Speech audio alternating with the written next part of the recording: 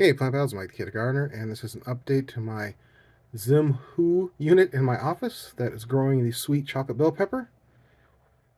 You can see it is quite a wonderful size. It's growing great. And look what we have here. We've got flowers. That is awesome. So it's only been a month.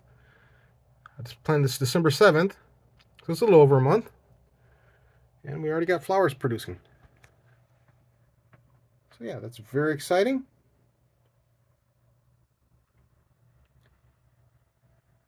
And that's the update on that. That's my WIG Indoor 2022. That's the Winter Indoor Grow 2022. I am doing it in collaboration. GT Junior Grows It Alaska is the host. And so that'll show you what you can do in a month growing inside. I'm doing it hydroponically. You can do it however you see fit, as long as you drop a seed and grow inside.